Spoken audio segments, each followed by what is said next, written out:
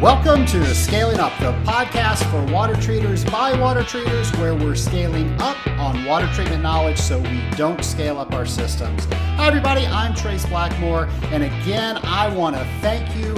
I am amazed at how many water treaters out there actually thinks this show is good. What's wrong with you people? Hey, I'm glad you had bad taste because I'm having the time of my life doing this. I really enjoy talking about what we do in an industry. I really enjoy the fact that you guys like it. You like the format. You're saying that you enjoy going to your accounts and having this to listen as you're driving in traffic. Boy, do I hate traffic. That'll be a boiling point later. But I just want to say, keep your comments coming. Let me know what you want to talk about, and I really appreciate all the positive feedback and even the negative feedback that I've gotten back too. Hey, everything I learn, I can get better, so thank you. Please keep it coming. I really enjoy doing it. And today, we're going to bring the catalyst back. And of course, the catalyst in chemistry is something that we put in to speed up a reaction. And the reaction that I'm hoping to get out of you is that you think about what you're doing and you might make a little change so you can be a better water treater tomorrow than you are today. So today on the catalyst, we're going to talk about the service report. And the service report is an instrument that could possibly end up in court someday. I don't know if you've ever thought about it that way, but it is the legal document that shows what you did. And folks, if you did something, but you didn't write it down, guess what? You didn't do it. It doesn't matter if you told somebody. It doesn't matter if you emailed something. Well, you might be able to prove an email, but if you're doing a service report too, why not put everything in the service report? Why would you ever want to look at 15 different locations to find out something about an account? So write everything down that happens on the service report. In previous shows, I lamented to how a service should go.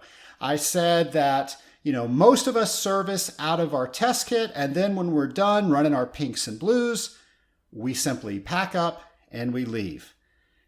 Please don't service like that. If you service like that, do me a favor.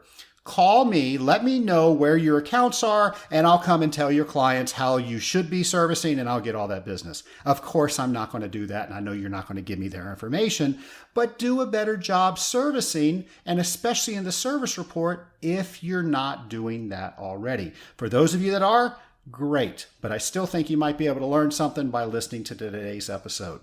So let's talk about the service that's eventually going to get documented in our service report. We enter on site. I recommend you write down exactly the time it is when you arrived.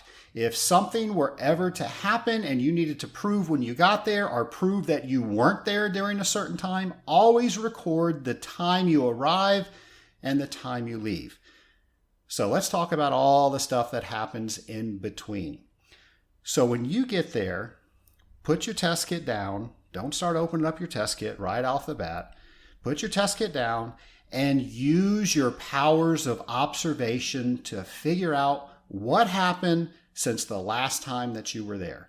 So you're going to find a spot to put your test kit. You're going to walk around the room and you're going to be looking. Is anything different? Does everything look exactly the same as it did last time?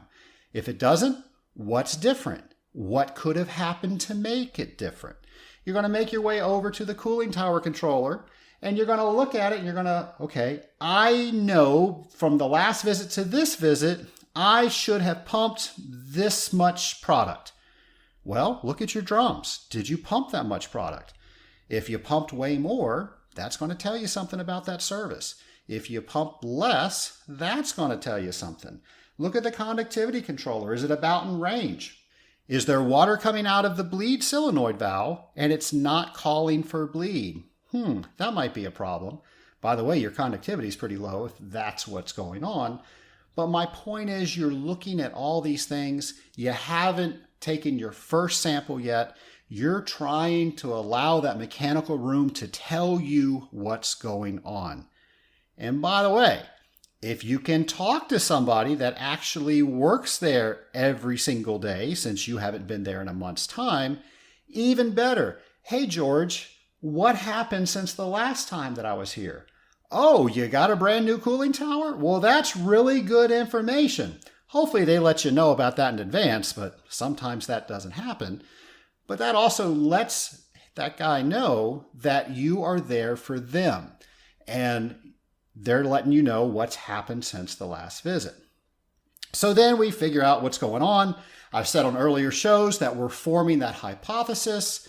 We think we have a pretty good idea of what's going on in the system. Now it's time to collect data. We're going to grab all of our samples. We're going to set up our test kit, and we're going to run our tests.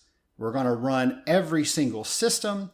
And hopefully by now, you're thinking about, am I testing every single system? Am I testing the water from its starting point to its final point so I can tell what's going on in the systems? And are you running your test in the most efficient manner that you can? So you're not spending the bulk of your time running your test. You're spending the bulk of your time making sure that that account is the best it could possibly be. So now we're going to get all of our test information, and that test is going to tell us whether we were right or whether we were wrong. Of course, as we're doing this, we're recording everything down in the service report. So if we talk to somebody, that's in the service report. If we notice something was not the way it should, we put that in the service report. As we did all of our tests, we wrote all of those down. And if they were out of range, we noted that. If they were in range, we noted that. So now we're to the point where we need to make a decision on what we're going to do. Do we need to replenish product? Do we need to prime some pumps? Do we need to calibrate some equipment? Do we need to clean some probes? Do we need to, I don't know, whatever it is? Now's the time to do that, and we're going to do all these items. Now, maybe there's something that we can't do. We need our customers' help with. We're going to note that this is the issue. This is what needs to be done. This is how you can help me. And by the way, this is what it's costing you until you get it fixed. If you can assign a dollar amount to something, your customers are going to help you help them fix their problems. All of this is getting written down on the service report. My preference is that you go over that service report each and every time with your customer. Allow that to be a therapy session with you and your customer so they can appreciate all the hard work that you do. And my suggestion is that you get them to sign that service report, whether it's electronic, whether you're still using some of the paper versions, whatever it is. Then you're going to take care of it. You're going to make sure it gets filed properly. So if you ever need to recall it, you can do that. And by the way, a great time to recall it is while you're getting ready to service the next month. Hey, what happened last month? Let me refresh my memory. Oh yeah, that's right. I needed to bring 20 feet of tubing because I was going to retube one of the pumps. Well, if you didn't review that, you went all the way to the account, you say, oh no, I forgot to bring that tubing. I'll do it next month. And how many months is that going to take place until it actually gets done? And then your competitor comes in and sees that that tubing's leaking. They say, that's not safe. I can fix that right now because I've got that on my truck and that account is vulnerable. So the service report could be and is a legal document. It's a tool for us to prove our value to our customer. It's a tool for us to make sure we're constantly improving that account and not having to go back on needless trips because we're prepared on the next visit. I hope you're using the service report the way it should be written. I can't tell you, this isn't a boiling point session, but I will tell you that one of the issues that I have when I look at other companies' service reports is when I see everything looks fine. Folks, I'm going to tell you, nothing ever looks fine. If the water treated itself, there would be no reason for any of us to have a job. It looks fine because you didn't look hard enough to find what you could do to improve that system. Take every opportunity that you have at that account to get that account a little bit better. And you better write it down in the service report, because just as I said, if you didn't write it down, it didn't happen. The next time you write a service report, I hope you think about all these things, and I hope that the service report you write tomorrow was better than the one you wrote today. Our next section is pinks and blues. And pinks and blues, we haven't done in a couple episodes. I've gotten some questions, but I was waiting for me to get a good variety of questions so I could have a good spread, if you will. So these are questions that you have written to me and just wanted an answer to. So I've promised that I'm not going to use your name, so you can ask me whatever you want. You don't ever have to worry about being embarrassed. You don't have to worry about somebody saying, "Oh, I wish I knew where that guy's account was because I want to go after that." I'm never going to do that to you. So let me know what you want to talk about, and we're going to talk about it right here on Scaling Up. So our first question is, somebody asks, what is the best conductivity meter for them to use? Best is one of those words that I really don't know how to answer, because best is whatever fits your situation. So is it compact enough for you? Is it robust enough? Does it have the functionalities that you need? Maybe you need waterproof, maybe you need shockproof, these sort of things. I really can't answer best. That's a question you're going to have to answer, but I can tell you what meter that I use, and I will tell you we've tried a lot. I'm a gadget guy, and when something new comes out, I always want to give it a try. I've got a bunch of things that I don't use because of that. And I'm trying to cut down on that. In fact, maybe Blackmore Enterprises needs to have a yard sale for water treatment equipment to get rid of some of the stuff that we have that it's good. We've just decided that we liked other things better. So maybe we'll have a Scaling Up sale sometime. I'm just kidding. But that being said, I've always come back to the Myronell 6P series. And that one does pH and conductivity and a bunch of other things. Very robust. If you take care of it, the probes do last a long time. And it's a little expensive. But if you really look at the service time that we get out of ours and how well it works with how we work, I don't think it's expensive at all. I think it saves us time and it's easy to use, so it's worth every penny that it is. So, by the way, you want to take care of those things. I had a conversation with Frank Lacrone of Aquaphoenix Scientific. So Frank actually asked me, he said, are you using pH 4 buffer? Or are you using electrode storage solution? And I actually learned from Frank years ago. He was telling me that he went down to Myronell and he saw hundreds of meters that were sent back from people like you and I because they were having problems holding calibration for pH and they were all stained pink.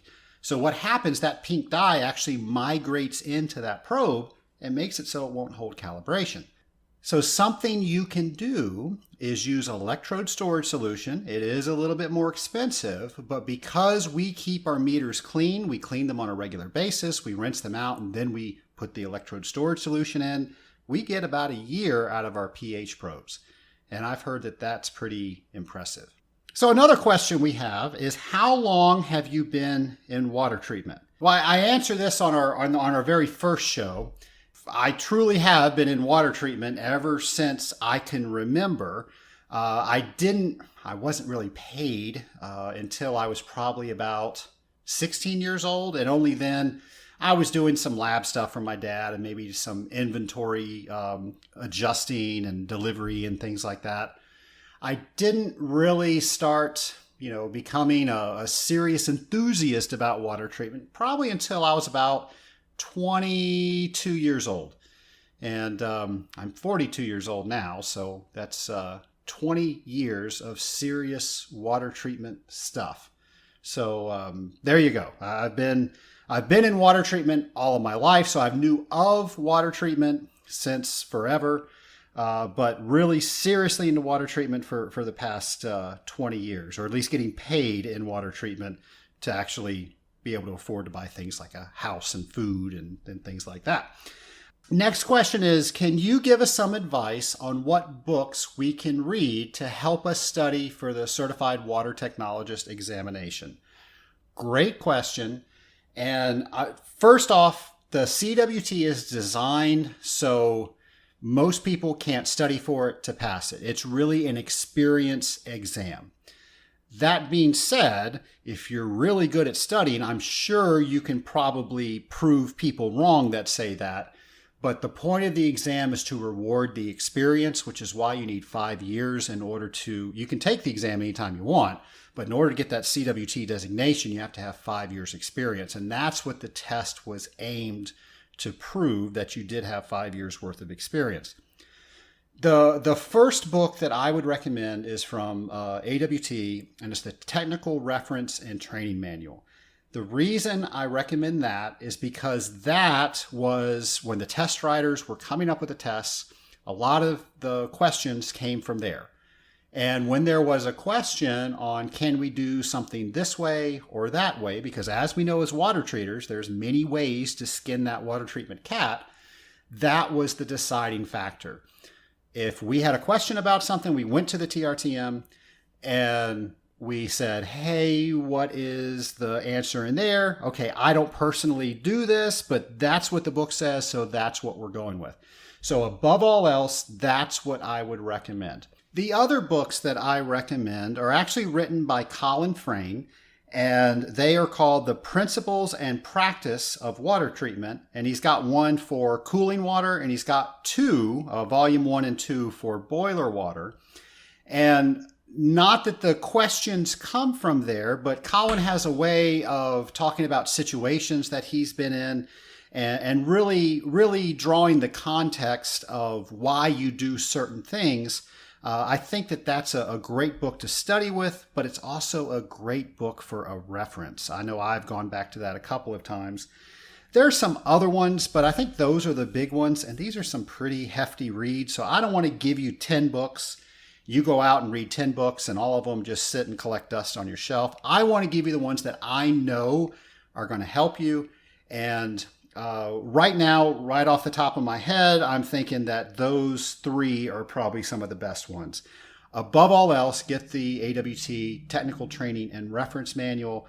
And if you want something else, just at a high level read, those would be Colin Frayne's books called Principles and Practices, and he's got them both on cooling treatment and boiler treatment. The last one was, it's a question about corrosion coupons. By the way, I've received a lot of questions about corrosion coupons, and I've got to applaud everybody out there. A lot of people are using corrosion coupons, and they had questions if they were using them correctly. So I think I'm going to do a show on proper corrosion coupon placement, when to use them, how to use them, all that sort of stuff. So that will be coming up in a later show. But the question here is, they're looking for a lab to do their corrosion coupons. You mentioned that I personally do corrosion coupons for other AWT members. Could I be one of those AWT members that you do corrosion coupons? Yeah, sure. As I mentioned on a previous show, I wasn't very happy with the way I was getting reports back from another company. I mean, they were fine, but as a water treater, they didn't give me the inside look that I was looking for to see, was my program working? Could I augment it and make it better? So by doing them myself, we've come up with some processes and procedures that help us do that. And I'm willing to let you know what I see in the corrosion coupon and ask you some questions about your program. And then from that, we can then determine, can you make a change in your chemistries, or how many times you're concentrating your water, or even your biocide program, whatever it is. We're having that dialogue and we're figuring out how do we make that program better. So the short answer is yes, absolutely. I would love to give my lab a little bit more work and do your corrosion coupons. And all you have to do is go on our website. And this is going to be our blackmoreenterprises.com. So it's blackmore-enterprises.com. There's a coupon page on there. So click on that. It's got all the information. And if you want to talk to somebody, by all means, call the office or email me directly, and we can definitely have that conversation. So that's going to do it for today on scaling up. I'm really enjoying putting these on. I love going to my email and seeing that people are enjoying the program and that they have questions for them. What I've been doing is sorting the questions and trying to put them in future show formats so they kind of meld together. So again, don't assume somebody's going to ask the question that you have. Please go on scalinguph2o.com. Let me know what you want me to talk about. Let me know what your question is. You're never going to have to worry about me embarrassing you over the air, because the goal of this show is making us better water treaters tomorrow than we were today. Folks, I'm glad you're joining me. Have a great week. Thank you for joining us on